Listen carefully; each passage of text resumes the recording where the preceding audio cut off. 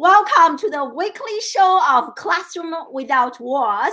My name is as you can see in the comment here, and join me live is my dear friend Laurie Wang. And today we are going to discuss how to leverage Instagram, which is one of my favorite social media platforms, but I'm not very good at it. So I can't wait to learn more. So we are going to discuss how to leverage Instagram to grow our business, to make more money, to create more impact. So I'm really excited, and let us know where you are joining us from, social media-wise and geographically speaking. We're live on Facebook, on LinkedIn, on YouTube, and on Periscope. Really excited. And before we get started, I have two quick announcements I want to share with you. The first one is I actually launched a second solo live streaming show called What is School For? The show is actually inspired by my interview with Seth Godin, who really encouraged me to ask this question, what is school for? So that show is on every Friday at 9 a.m. Pacific time and noon Eastern time and 5 p.m. British time. So we come here to discuss how to discuss, debate, and disrupt education. Last week we discussed homeschooling, and so the coming week we are going to discuss education from a startup founder's perspective. And the second quick announcement is I actually launched my entrepreneurship immersion program. So the program has online learning and digital mentors, certifications, and in-person immersion in Singapore. And students will also be visiting Microsoft, Adobe, HubSpot, leading startup companies, and have access to LinkedIn Learning and a collection of digital mentors. And it is a life-changing program. So if you are interested in learning more about the program, or if you know people, pretty much students who are kind of stuck in our educational system, who want to do more with their life, who want to learn more about entrepreneurship, you can just enter me. And so I will reach out to you later after the show is over. And I also give a $200 US dollars referral fee. So if you happen to know anyone interested in this life-changing program. Okay, so thank you. So that's my housekeeping stuff. And today we're here with Laurie to discuss how to leverage Instagram to grow your business. And my dear friend Peter, hi Peter, and also based in the UK. Laura's in UK, Woo! you're in the UK, the same time zone. Hi, and Peter. yes, so Peter is in the comment section on different social media platforms and monitor your questions and comments. If you have any questions related to Instagram, please feel free to tag Peter, and we are going to do our best to cover as many questions as possible. So let me introduce our guest of honor. Laurie is an award-winning digital marketing consultant, a coach, and a trainer. And you have worked with solo entrepreneurs, young startup companies, and big name brands like Google, and advertising agency like Ogilvy. So that's amazing. Congratulations. And Laurie, her work has been featured by The Guardian and Fast Company. And in 2017, and she was named by the British Interactive Media Association as a top rising star in the UK digital industry. Wow, that is so amazing, so honored to have you on the show. And I love following you on Instagram and on different social media channels. So really honored to have you with us live and to unpack and unlock the power of Instagram so that we can learn more from you. So welcome to the show, and thank you for joining us. Well, thank you for having me, and I could have done the intro better myself. So well done there. Thank you so much. Thank you. Do you want to add anything to my very brief introduction? Well, I just want to, I guess, talk about, in terms of my background, I kind of learned the dark arts of digital marketing in the very early days. And that's where, when you were going through my background, I started with Ogilvy, which is the marketing agency, where I got to see all kinds of different sides of the businesses. And at that point, digital media and also social media in general was so new. And I still remember when Facebook was called thefacebook.com, which unfortunately dates myself a little bit. But during that time is when I realized, the power and seeing the power of it, leveraging within the marketing strategies of these startups, all the way all the way to large startups and large corporates. So from that point on, I realized this is a really emerging area. And saying emerging now feels really weird because now we see how social has been so matured, right? But obviously, this is even pre-Instagram. So I'm really interested to share more insights with everyone tonight about Instagram as a platform and how powerful that is as well. That's awesome. That's a great way to kind of get us started. So share with us what inspired you to be so active on Instagram, and what is your why? What is the story behind your choice of Instagram? There are so many social media channels to build our personal brand, to market our business. Why did you choose Instagram? Absolutely. So this actually came back to when I first started my marketing consultancy business, which is something that I've run for the last 5 years now. And when I first started coming out of Google, coming out of my previous marketing jobs, I was looking around the different platforms for my own personal branding. And I was thinking, what makes sense in terms of where I can spend most of my time to get the most return for my efforts as well. As you know, with social media, it's a content machine. So you have to pick your platforms carefully. Otherwise, you would just run out of steam very, very quickly. So when I was looking through the different platforms, Instagram really stood out because when I was comparing the engagement rates and in terms of the connection that you can make on this platform versus any other type of social media platforms, the engagement rate is fantastic. So versus Facebook, for example, you're looking at a 54 times engagement rate, which is incredible considering Facebook actually owns Instagram. And then when you're looking at something like Twitter, it's actually 84 times the engagement of Twitter. So when I was looking at Instagram, I was thinking, this is where all the eyeballs are, right? This is where people are actually spending their time. And also the other thing is I like to look at people around me. So for example, when I'm in the public, when let's say you're riding the subway or you're riding the bus where you are, next time you're in public, have a look around to see what other people are surfing through on their phones. And most likely, I want to bet with you now, it's going to be Instagram because it's a very easily digestible content platform. You can quickly scroll through and then you see all the content that other people are sharing. But also it's very visually engaging. So we humans, we're very much attracted to visually engaging content more than anything else, right? So because now Instagram have all these different features like IGTV, like videos, Instagram stories, they definitely keep their users on that platform for a very long period of time. So if this is where your potential audiences are hanging out, then that's where I want my business to be. And that's where I encourage my clients' business to be as well. That's great. I can't wait to learn more about creating engaging content. So I love sharing stories. So maybe you can share one story with us where Instagram made a critical difference in terms of your business development.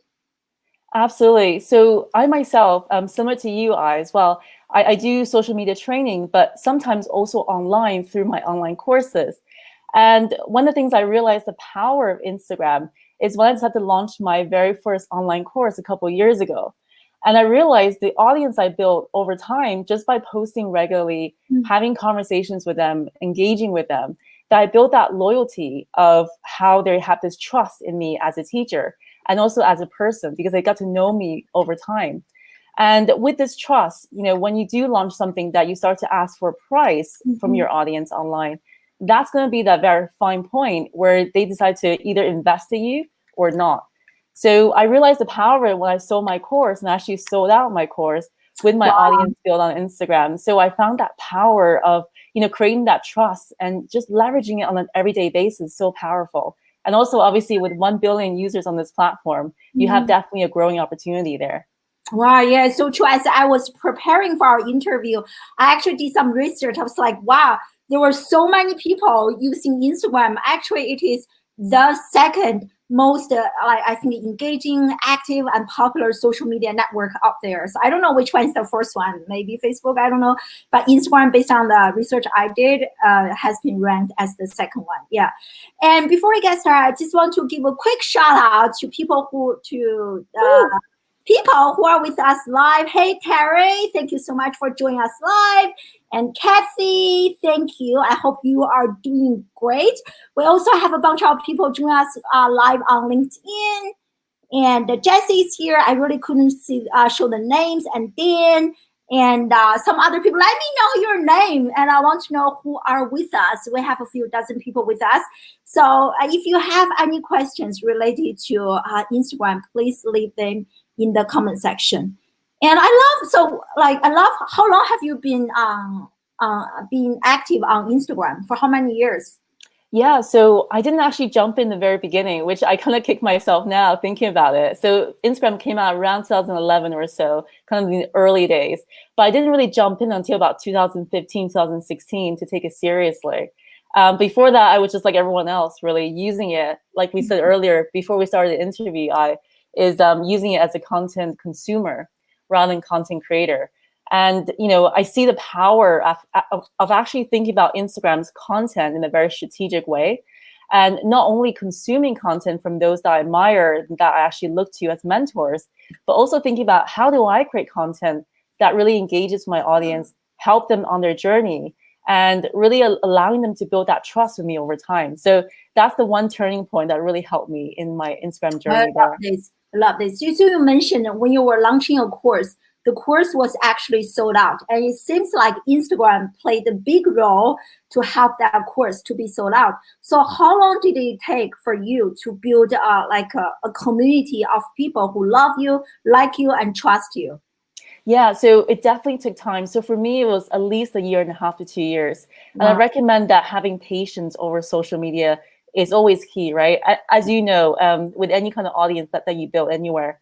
But I always say, coming back to the very first point, is that you want to choose your platforms carefully. So that means that you want to pick, at most 2 platforms at a time. If only you can pick one to just concentrate on to build that audience.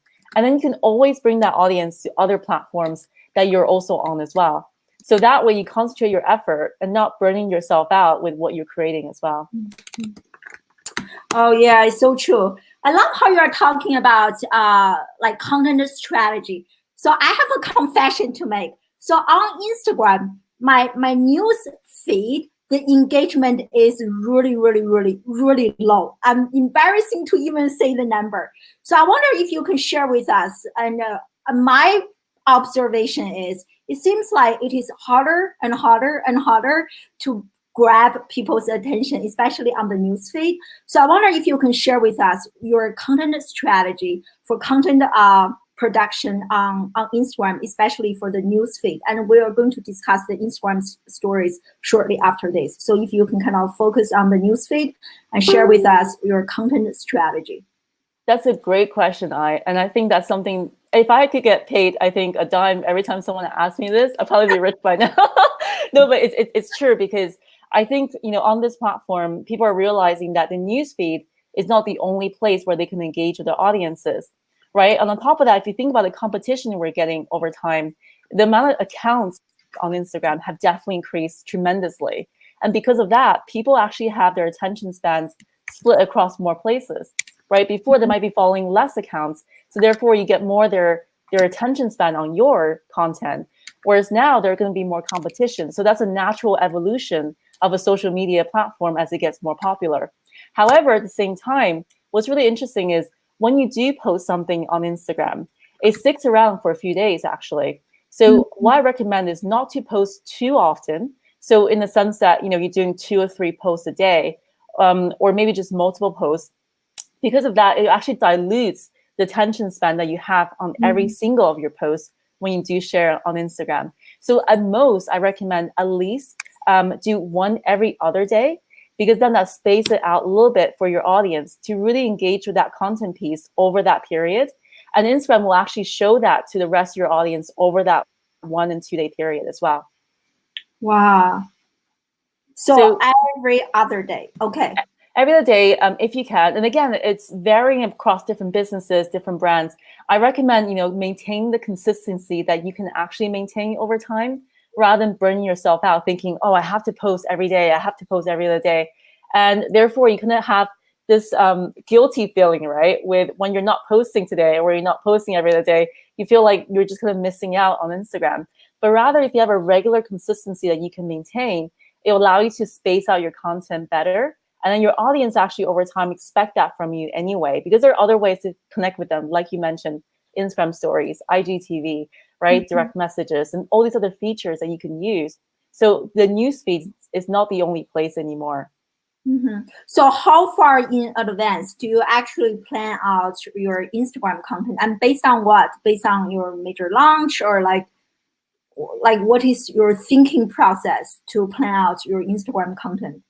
Great question, again. So I think with regards to the content planning, you want to think about at least a month in advance. That's what I do anyway, because you might have special promotions coming up or special events like this, for example, that you want to share with your audiences.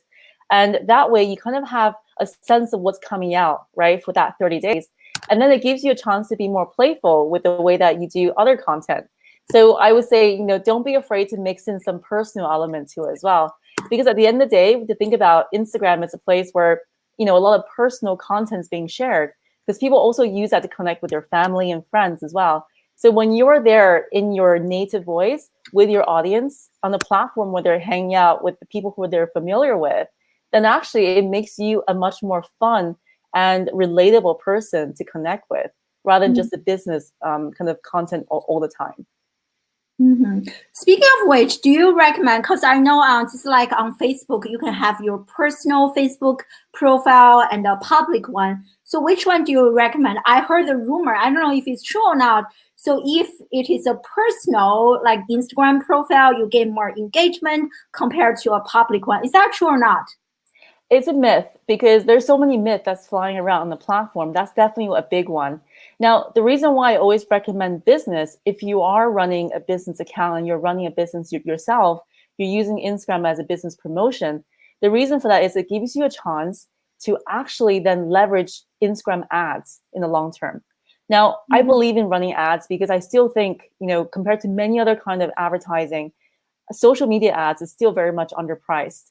And I've leveraged ads for as long as I can remember in my business. And sometimes I'm paying as little as $1 to $2 per lead. And when that lead turns into let's say a student, or turns to a client, that returns almost multiple hundred times, right? So if you think about that way, then that's actually really worthwhile to invest in ads over time. And Instagram business account allow you to do that. But also the other great thing is you get this access to Instagram analytics. And I really want to touch on more on this, because once you know your analytics, it's like, the Pandora's box been opened. Because, without insights, you don't really know what your audience are resonating with, or what their currently, favorite content is. But when you see the kind of content that they're really liking and commenting, and also the kind of content that, they really sharing with their own audiences as well, it allows you the chance to really think about, how do I make more of those? And the other great thing is you get to see when they're hanging out online. So when you see that, then you realize, okay, this is the best time to post, not the time I thought I should be posting. And usually there's a bit of discrepancy between those two. So you'd be quite surprised. Yeah, totally. And I wonder, what is the best time for you to post on Instagram? Absolutely. So each person's different. So I always recommend, if you can get the insights from your business account, that'd be the best way. And I even got surprised because, depending on, I guess at the moment, my audience are mainly actually US based. So for me, it's actually better to post into the evening. So hello, guys, if you're joining. And you That can is follow so me on interesting, Instagram. but you are based in the UK. Exactly. So it's surprising, isn't it? So sometimes you might not know that until you look into your insights. And that's why, I'm a nerd by heart. So I love looking into data and insights behind all of my marketing projects. And because I always get surprised by the actual outcome. Which is so true. I don't do that on Instagram. Instagram is kind of my forgotten baby, but I do the same thing on LinkedIn. I actually look at the people, look at the analytics. So I see like people from which state, from which country they are viewing my content. That give me a sense of like what time I should post. So I love this. I'm definitely going to. So maybe I can, if you don't mind, to share your screen of your Instagram profile. Do you mind? Yeah, of course. Go for it. So is it on your side or my side? On my side. So I'm Okay, going. brilliant. because I want to ask you some questions, and I think maybe it's better. Can we see analytics from the computer or no? Unfortunately, no. It's more on the mobile app. So unfortunately, we can't do that. But if you don't mind, but if you don't mind using maybe your app to show your one, and we can go through some of those if you want, or we could talk about what people have questions about on their dashboard. And I'm happy to go through those. Yeah, we're going to ask those questions in a second. But I do want to, before we already started talking about. So this is my Instagram. Okay, it's definitely not best practice, guys. Don't. This is probably. Oh please, you're too humble. but you can see I don't really gain much engagement. So I wonder we kind of discuss content, and I also want to ask you some questions related to what tools that you use to schedule content and to do content planning. But I do want to talk a little bit about our what do you call this section, bio? Yes, absolutely. This is the first impression, guys. Yours is probably more, the bio section is probably more accurate or more professionally done than mine. Some key elements that we should pay attention to. And maybe if we have everyone in the live audience, I love having you guys do some free coaching if possible. So if any one of you is interested in sharing your Instagram, so please send the link in the comment section, and we are going to do a quick critique. So start with yours. Show us some of the key features that we should pay attention to. Absolutely. Great question, Ai. So you see that little bold black line, that's actually the first line of my bio there. Now, there's a reason why I use social media rather than my name as the first few words. So this is the only place, guys, this is a great insight to have. This is the only place where you can put keywords into that line, and it's actually searchable. So this is Instagram SEO 101. Wow. on Instagram. So that's why by having your niche or the keywords that you want to be found by, having it on that line is so important. So for example, if let's say you are a yoga teacher, then I will actually have yoga instructor as the first two lines there, or yoga teacher. Because when people are searching for yoga instructors or yoga tutorials, your profile will actually come up first. So think about the kind of keywords that defines what you do, who you are, and have that in your bio there. Now, the second few lines after those are just really there to give a bit of insight in terms of who I am and what I do. A lot of times, when I come across profiles, I might not always know what this person is doing in terms of on Instagram. Is it a personal profile? Is it a business profile? What are they there for? What kind of content can I expect from them? So in this case, on this profile here, that you're going to be expecting lots of digital marketing tips from me, perhaps, some social media insights. And especially if you see very down below there, you can even sign up for my Instagram tips through my lauriewang.com website. So that's where you get the weekly emails if you become an insider on my email list. So I also use Instagram to build my email list over time as well. And I highly recommend this part because this is the only part where people can click on your profile link and then actually be taken to a landing page or your website. And this is where you can drive traffic to from Instagram. So if you do have something useful, I always recommend sharing it with your audience in that bio there. And then essentially that helps you build your audience over time into an owned audience base. And I always recommend owned audience versus just having social media audience bases online. Because at the end of the day, you own that audience where you can actually email them about, maybe new offers you have, new programs you're launching, right? Like I. And also just anything else that might be useful for them to help engage with them further without having to pay ads to show them. So that's a really important part as well. I love this. So one question, I know, for me, I use a platform called Linktree. Many people probably also use that. With Linktree, you can actually add, I don't even know, probably there's no numbers limit. You can add so many different links. I have my YouTube, all those different channels. So do you not recommend that? You think that's kind of too much? And do you recommend just have one kind of freebie there and it's easier for people to grab and gain their attention than having 20 different links? Absolutely. You touched on a really good point there, Ai. And I think this comes back to the number of choice for consumers, right?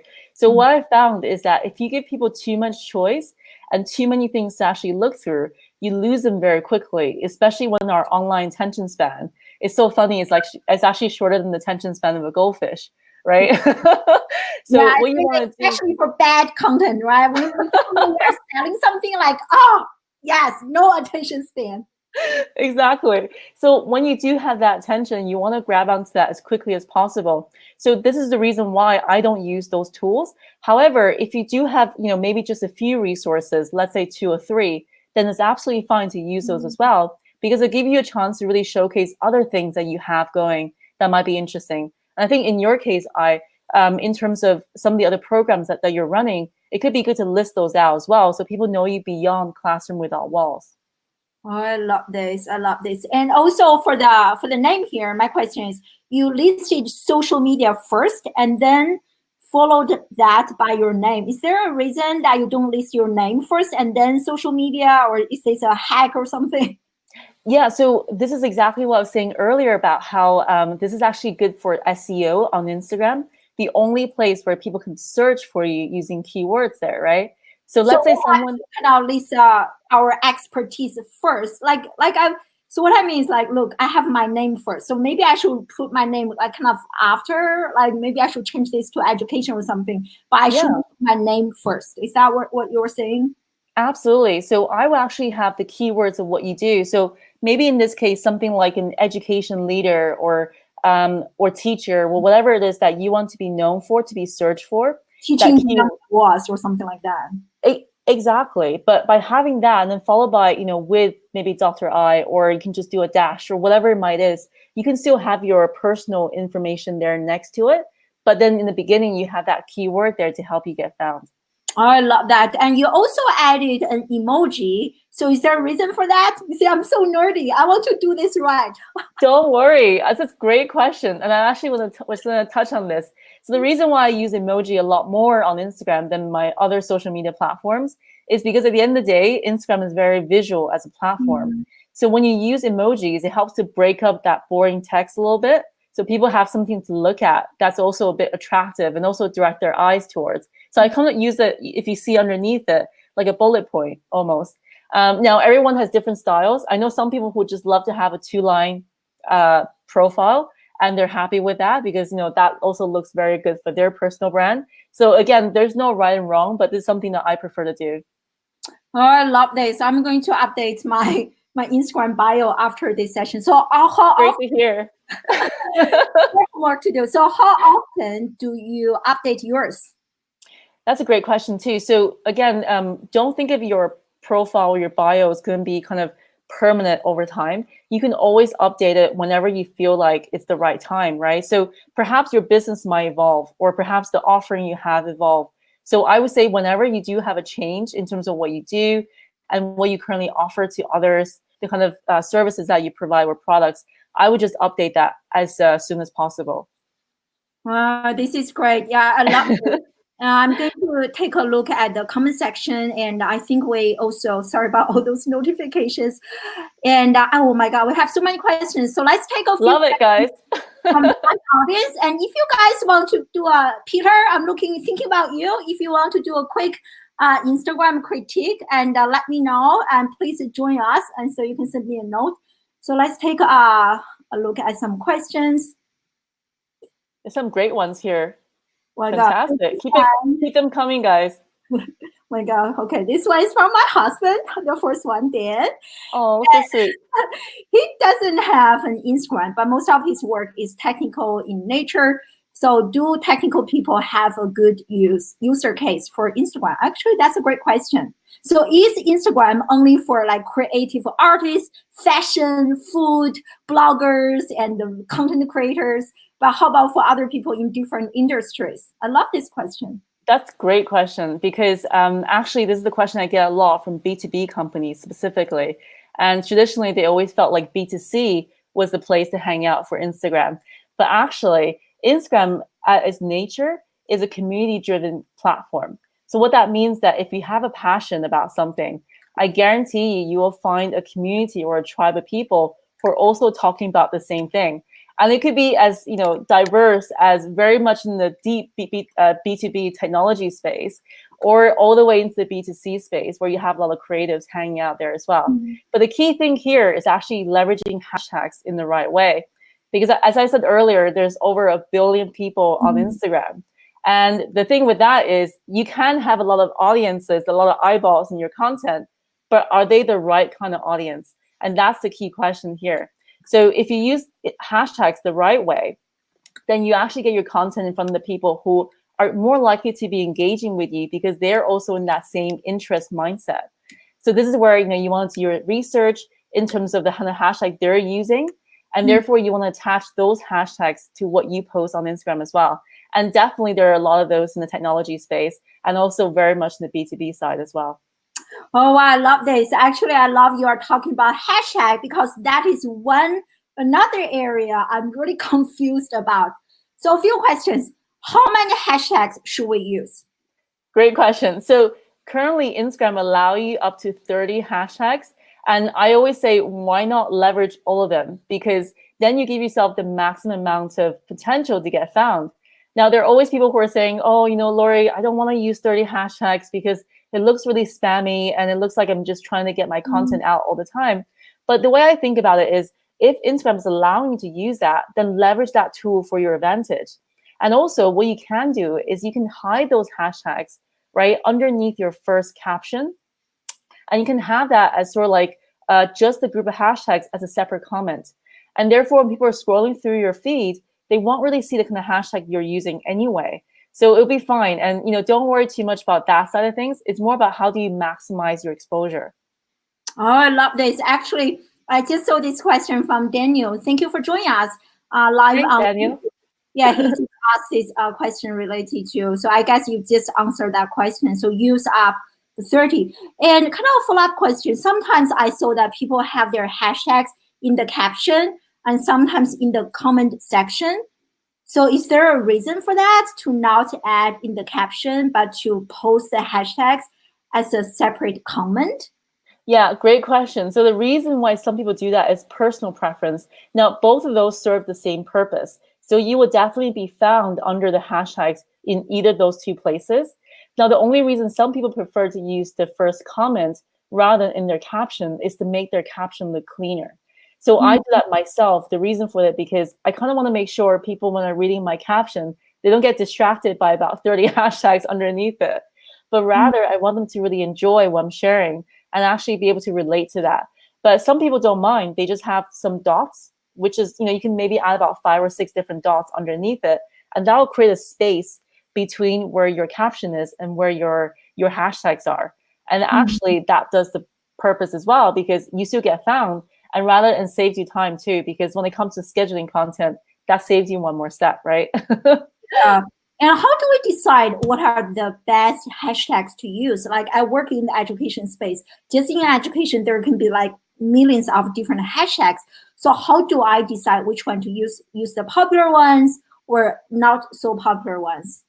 That's really good too, because a lot of times when you use a very popular hashtag, then actually you get outdated and the content get pushed back so quickly because there's so many new posts coming out.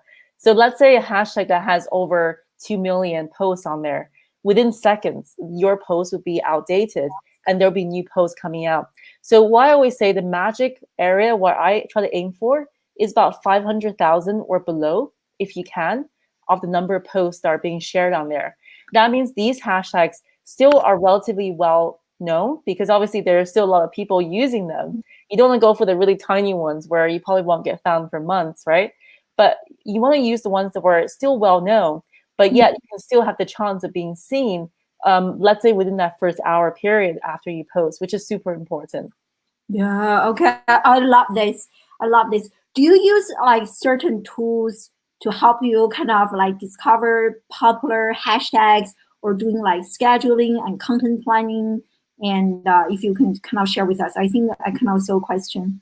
Yeah, great question, So to be honest, my first top choice, it sounds really obvious, but actually really funny as well, is actually the Instagram app itself. The reason for that is I don't trust any third-party apps to the extent where I feel like, do they really get the right third-party data, right? Because nowadays Instagram is so protective with their API. So I always use Instagram as a native app to research as a first step. But there are definitely other apps that I use as well, because they also leverage the data off of Instagram. So you can actually cross-check those two to see which one works for you. So the ones that, I like to call it as a time saver, it's called display purposes. So when you go to that app, you can actually type in the general industry area that you currently are operating in. So let's say you are like a cupcake maker, right?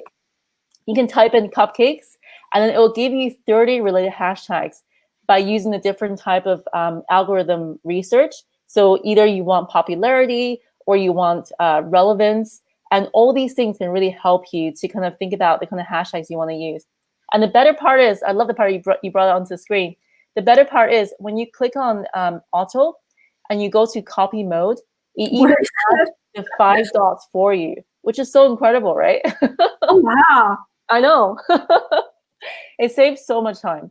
But again, I would just caveat, definitely cross-check this with what you think makes sense for your content. Because at the end of the day, you want to make sure that, you are using the hashtags that are going to get you found rather than just getting you buried underneath that algorithm straight away. So. Wow, how many of you actually know this? I didn't know this, like they display purposes. I love this. This is great. I can't wait I'm glad. It'll save you a lot of time. I'm so glad you found out. And also everyone else, I hope you found it useful as well. Do let me know in the comments. Leave me a comment in the comment section. I don't want to feel so alone, but I don't even know about this. And yeah.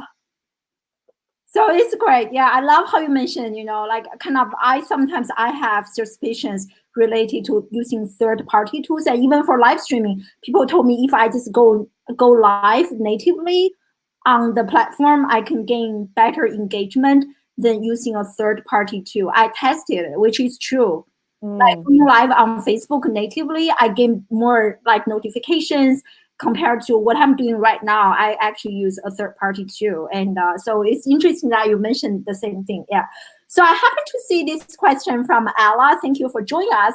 And I think this question can probably speak to many people about social media. This is something that I personally also struggle with. And so she said that she's in social media and she has lots of people who are also in social media who are following her, but not necessarily her target audience.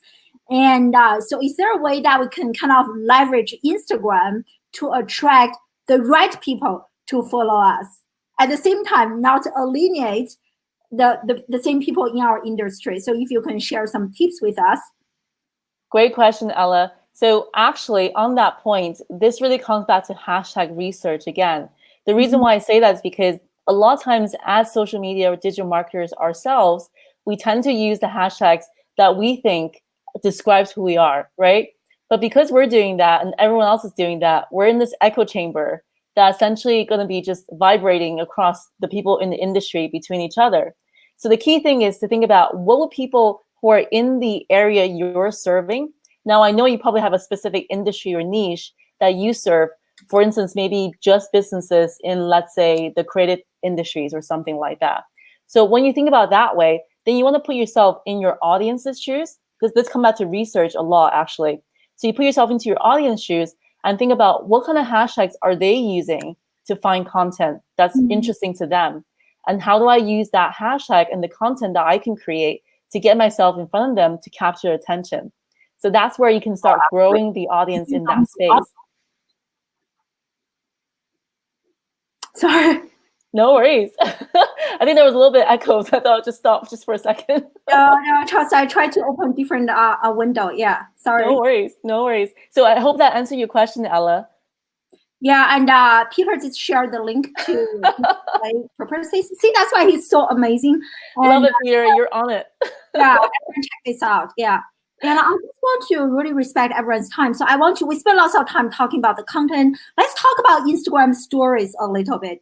What is, like for me, you saw on my news engagement, I get like 20, 40, 50 kind of likes, comments, whatever. But on my Instagram stories, always a few hundreds. And the engagement is so much better. So share with us, like, what's the difference in terms of content creation between Instagram stories and the newsfeed, and why we should leverage Instagram stories to grow our business? What is the strategy behind using stories? Yeah, absolutely. Absolutely. So, if you think about the way that we consumers use stories, right? It's something that's very digestible. It's the fact that you can easily sit on the sofa, maybe at night while you're watching TV and quickly click through them to see what's going on with your friends. So that would be a very easy way to digest content on Instagram versus scrolling through the newsfeed, on and on and on forever. Hence why we're seeing more people shifting towards Instagram stories versus the newsfeed. And if that's where people are spending their time, then you want to be using more stories on a regular basis. So I even recommend on a daily basis, think about sharing something about you or your life or your business that's interesting to your audience. It could be like behind the scenes, right? Where maybe you're creating a new product, a new service. So in your case, you could be showcasing how you're recording your maybe your videos for your course, or perhaps what you're currently doing to plan for that immersion program. Mhm. So things like that, where people are going to be excited about it because they get to be part of that creation process, is really, really cool. Another one is you can use it to showcase, kind of, I suppose, the kind of day-to-day updates. It's almost like, if you think about it this way, Instagram stories is like a vlog, and your news feed is like the highlight, right? And your IGTV, again, we'll talk about this later on if we have time, but your IGTV is almost like the series, is the main series where people can get their long form content from. Now, your Instagram live is going to be the live meetup. So instead of you having an in-person meetup, this is your live meetup with your audience on a regular basis, week in, week out, maybe. And then DMs is where people can get in touch with you one-to-one basis to inquire further. So all the different features come together really well as an ecosystem. Now, if you think about Instagram stories that way, it'll give you so much more freedom to create what kind of content you feel like are on the spur of the moment, because it's only going to be around for 24 hours anyway. So don't be afraid of being imperfect, because actually people expect imperfection in that. It's more real and human, and it's actually more relatable. Oh, I love this. So apparently, like you are probably really active on the content, the newsfeed, and Instagram Live, and stories. You do everything. So if you can kind of share with us which like feature on Instagram is giving you the most result or ROI. I don't know if this is a bad question. I'm sure they all work together, but if you can kind of separate them a little bit, which feature is like benefiting your business the most? I'm just curious. Great question. So I shared this on my recent webinar with some of my prospective students, actually. So the part that I really want to showcase the power of is where the private engagement really comes into play on Instagram versus public. So public, what I mean is, when you see comments, when you see likes coming through, and those are the things that people can see on your profile. But yet, what they don't realize that the majority of interactions these days are happening behind the scenes in the private sections. So that includes your direct messages, right? Which is where the key kind of conversations happen. And you can actually have some fantastic inbound leads coming through there if you're leveraging all the public features in the right way. And actually, a lot of these kind of the leads that I get through about my upcoming speaker events or selling out my workshops or my courses, or people looking to have me as their social media coach and consultant, these all come through direct messages, because they've been part of my public feed for so long and seeing all my stories, my lives, my news feeds, that over time they develop this trust, and also knowing who I am and what I stand for, what kind of services I offer. And from all of these, they come to me in the direct messages, because obviously that's more of a private conversation. And for them, it's more of a safe place as well to discuss what they need, what they're looking for, without having to be publicly judged. So again, having an active presence in that direct message is so crucial and really, really important. Wow, I love this. Now I know what is my problem, because I just post and I disappear. I don't do any like prep, but I'm so behind with my Instagram notifications. I'm like, like now I know where I did wrong. So like now just like posting, but actually, like how far, like how timely do you respond to people? Like what's the window?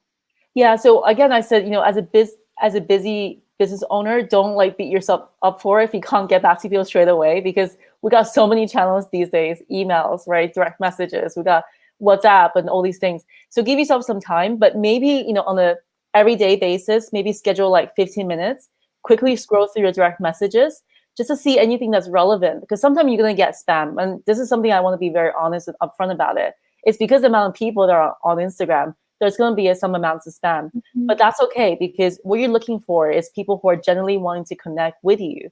And that's where you want to return the favor and start that conversation with them as well. And a lot of time you'll find that down the line, because you're having all these private conversations, it also promotes your content to be shown in front of them in their newsfeed as well, which gives you even better boost in terms of the algorithm. But at the same time, also creating a real relationship. Because at the end of the day, we need to remember people behind the screen there is a real human being. Sure. And we're actually having these interactions with them. Even though we're leveraging the power of social media, we're still having a real human connection there. Wow, I love this. I love this comment from Peter, which is actually something I'm thinking, because I never closed any business deals from Instagram. So I think it's not the problem of the platform, but it's really about how I am using. The problem is me, how I am using the platform. So really, it really made me rethink about my approach to Instagram and be a lot more present on the platform. And this comment from Ella is so sweet. I want to share. Thank you, Ella, and thank you, Peter. Great summarized comment there, and also thank you for the kind comment. Yeah, this is great. So for Instagram stories, so how often do you go live on Instagram? And also for Instagram stories, because sometimes when I see people on Instagram stories, their lines like a dot, not even a line. I'm like, my God, to me, that's too much. So if you could share with us, how often do you go live? And if there is an ideal number or frequency, share that with us. And in terms of also Instagram stories, like how many stories is too much for a day? I would say definitely there's a matter of oversharing. And I think at the end of the day, even though Instagram story is only around for 24 hours, we shouldn't have to share like every moment of our life, right? Because at the end of the day, you want to think about strategically again. It comes back to content strategy once again, because you want to think about what kind of content can I share on stories that really help to cement and support my brand in the right way from my personal perspective and also from a business perspective. So, for instance, I would never go so personal to the point that people are going to be uncomfortable looking at my Instagram stories, but rather I want to be there to have a conversation with them, engage with them, share some personal stuff that's actually relatable to them, right? So, for instance, I'm very vulnerable on social media, especially on Instagram, because I do feel like at the end of the day, I don't want to portray a perfect image of myself everywhere, because that's not how we really live as, a real human being. We do have our ups and downs, and that's kind of story that I share on social as well, especially with Instagram. And that's where I really built that, real human connection, because other people who are going through the same thing as me, they realize there is this thing called, let's say, social media comparisonitis, because we all compare to each other on social. And how do we address that in the right way? Or, for instance, amazing things like you're doing, or you're leveraging social to actually connect people, to teach people the right knowledge, and that's so crucial as well. So things like that where, you feel like you're really supporting your brand with everything you're sharing. Now, the number is not really a matter here. It's more about the quality. So I would say, think about every day, if there's any interesting moments that you can share from your daily life, your daily business, and how you're building your business. It's like that, famous saying from Gary Vee, right? It's about documentation, because you want to document rather than just sharing your accomplishments all the time. Mm-hmm. I love this. As you are talking, I think this is a great way to ask this question. I think I saw this question from, yeah. So why Instagram is getting rid of removing of the following tab? The following tab. Yep, I know what Raj is talking about. I don't know that question, but I think the question I was thinking about, they're also removing the number of likes, right? Like how many people actually like a particular comment in 6 countries. So maybe you can kind of discuss both of them and how those changes are affecting our content strategy and how we are leveraging Instagram. Absolutely. So there's 2 things here. So the first thing is on the Instagram likes. Now, recently, you probably have seen that in Canada, Japan, and several other countries, so 7 in total, they tested removing likes to see what the reaction is from the community. Now, the reason why Instagram said that they're removing likes from their source is that they're thinking about how people are using likes as a way to measure popularity, and it's taking away the security that some people are feeling for sharing their content freely, right? So we're afraid of sharing our content nowadays for the fear of not getting enough likes, for example. Now, that's one part of it.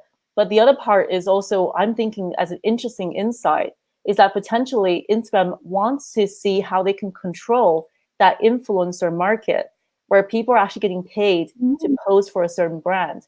So, and they're usually measured by the amount of likes that they have on the post. Now, previously, Instagram had absolutely no portion of income from that market because influencers are dealing with brands completely individually on their own. So this is where I think they're trying to step up that aspect of it and how they can control that feature as well. That's one part of it.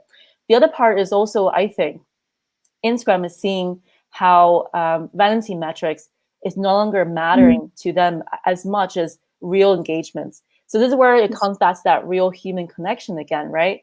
Where how can you create that engagement with your audience without even the likes factor? This is where you have conversations and direct messages. Share with them the real life of you, maybe in Instagram stories, and having that real kind of content that they enjoy in your news feeds, having Instagram lives. So all these other features have absolutely no likes related to them. And this is the direction that Instagram is going into. And also what's interesting is recently Facebook started testing the same thing with removing likes in certain countries. I'm sure you saw that, right? So if you guys have been following me on LinkedIn, I was sharing some of these updates and they got some really interesting conversations going. Yeah. So that's the one part on the like side. The other side is what Raj was asking is the following tab. This is also a new feature that they, a new change that they removed. Now, the reason for that is this following tab actually has been around for ages. But actually, one thing they found was really creepy is you will see, you know, people like following, let's just put it this way, very promiscuous accounts that you don't really want to see insides of. And it doesn't really add any extra, you know, kind of color into how people are spending their time on Instagram. So it's really a feature that's just not being used very, very much, and it's not very popular. So for Instagram's perspective, it's going to be just kind of clunking up their app. They're trying to simplify the app as much as possible. So by removing that feature, it just makes the app cleaner as well. Oh, oh my God, I'm learning so much tonight. Everyone, I'm glad. I'm learning so much. I feel like I just need to, you know, skip dinner tonight and work on my Instagram. You're so sweet.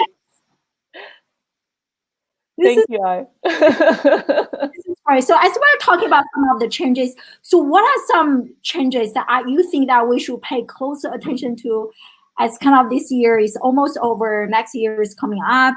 And so what are some trends that you kind of observed or predicted in terms of Instagram marketing for the coming year that you can share with us? Absolutely. So one of the most recent changes that's happened is in your Instagram stories. So if you guys have your app there open in front of you, when you swipe to the left, you're going to be brought into the story side. And underneath it, there's a new option called Create. And when you scroll through Create, there are lots of new features there that you can share that gives you more chance of being creative that you wouldn't be able to before. Because before, all you had was kind of taking photos, taking videos, maybe a boomerang to share with your audience. But now you get a chance to do things like, I think, for example, one of them is you can bring up moments that you shared a year ago that you can share with your audience. Wow. There's a thing called a timer where you can do a countdown. So that's right. So I is showing that on her screen there. And when you scroll on that little circle there, there's other options that you can choose. So for instance, yeah, it makes it super fun, right? Because like I said, again, it's about engaging with your audience, and these features are there to really help you engage. So it gives you ideas on things that you can share with them. Like for instance, this track that I'm currently listening to, or my top 5, you know, pizza flavors, and you know, the kind of, it's limitless really what you can do with it. So there are lots of creative options there. Because this is something I shared about a year ago when I had Jessica Phillips on my show. There you go. You see? And all these things you can now share again, because if that resonated with your audience before, it just gives you more chance of leveraging old content and use them again in the right way and save you some more time on creating more content. So all these are fantastic features. What is this, Laurie? This is like what makes me happiest? What is this? Asking some questions or kind of like a little multiple choice that people can click on to guess which one is the right answer. So you can modify the question there as well. When you type on that little emoji area, you can change what the question is. and you can Yeah. ask people different choices. So it'd be like a little trivia, basically. Yeah, you do a book launch or online course, you can like, which title do you like better, things like that. Absolutely. And the beauty of this is it gives you real-time feedback that's so valuable, right? This is from audiences who are more likely to actually buy from you or buy your services. Wow. Fantastic, isn't it? Like me right now, like now woke up like this, like Brilliant, brilliant. know this feature? Let me know in the comment section, guys. I feel Yeah, like let I'm us a know. stupid person. It came out very recently, so don't beat yourself up for it. Wow. So here's a quick question. Just notice the quick drawing challenge. Do you think the great feature is to keep the app appealing to a younger audience? I have no idea what you're asking. I assume you understand, Laurie. Yeah, I understand Ella completely. So this is actually, I mean, again, you guys probably gonna be like, kind of surprised I said this, but this is actually some of the things that Instagram are doing to be competitive to TikTok, which, I'm sure some of you guys have played around with TikTok. And sometimes they have some of these like really creative video features that you can use to share with your audience. And by Instagram doing this, it's almost like what they did with Snapchat a few years ago by launching Instagram stories, right? They're launching these features. They're very much comparable to TikTok. And it's probably drawing some of those younger audiences over, or at least trying to keep them anyway. So I don't know if that will work, because at the end of the day, audiences are very fickle. They might move around, they might not. But, from my personal perspective, I think Instagram is still a great place to be right now.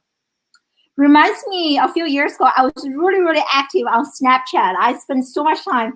And then Instagram took their stories feature. I was like, I know. yeah, but today they are a lot more popular. Yeah, we are running out of time, but here's a quick question from my dear friend Melissa. I really want to ask, and because I don't know the answer to this question, and thank you for joining us live, Melissa. And she asked, does editing your caption right after you post the post will affect the distribution? I assume she's asking like engagement and how the algorithms are distributing our content. Will that make a difference or no? Great question. So it shouldn't make a difference. And that's definitely another myth that's been passing around. Now, the reason why that was in place as a myth is because some people back in the old days used to edit the caption to include more hashtags inside of that caption, in addition to another comment with 30 hashtags in there. Now, it doesn't matter if you add more hashtags in there or not. It doesn't give you additional exposure, because at the end of the day, Instagram only counts 30 hashtags within your post. So that's probably where that myth comes from. But at the same time, don't worry about that. I would just say in terms of that first hour after you post, what will really help you in the algorithm is to monitor the kind of engagement that are coming through, and just make sure to get back to people timely, at least in that first hour window. So that way they can actually, not only they get engaged to actually continue engaging with you in future posts, but also showing to Instagram's algorithm, okay, this post is really popular because clearly people are engaging with it. We need to show it to more of that audience. So that's what's going to really help you promote your content in front of more people. Wow, this is amazing. And so share with us. I'm sure everyone is in love with you. Why not? Right? Of course. So sweet. And so share with us, where can people learn more about you? I assume definitely on Instagram. So I shared your Instagram link in the comment section already. I'm just going to show the screen right now. Everyone, take out your phone and follow her. You're so sweet. Yes, so feel free to connect with me on Instagram. As you know, I'll be hanging out in the direct messages there. So if you have any further questions I didn't get to answer in today's session, feel free to reach out there. But also you can find out more useful Instagram tips, marketing tips, and business tips at lauriewang.com. So it's all there in the bio as well. And looking forward to connecting with you guys. How long did it take you to have almost 20K followers? Yeah, so that's basically when I first started in 2016, officially like really taking my time into it. So yeah, probably about 3 to 4 years now. So it took time, but I think it's more about that authentic engagement built one person at a time. And that's where I think, the real payoff with social media is. So it's about consistency, guys, and don't ever forget that. Yeah, totally. This is amazing. I love this. Thank you so much, Laurie, for joining us live. like it's like 11 p.m. for you. I couldn't tell. You are so amazing, so alert. I was telling her I won't be able to talk after 9 p.m. So thank you. No And worries. us live from all over the globe. Thank you so much for being here tonight. And next Wednesday, we have another amazing guest to come on the show, Carlos Gil. And I'm sure many of you probably follow him. And he just launched a new book called The End of Marketing. The End of Marketing. What an intriguing title. Very intriguing. Yeah, so he's going to come to my show and we are going to discuss the end of marketing. So I'm really honored and stay tuned. I hope to see you next Wednesday, the same time, the same location. And everyone, make sure you follow Laurie. She is amazing. And thank you so much. I love you guys. And see you next Wednesday. Bye. Thanks for having me. Bye, guys.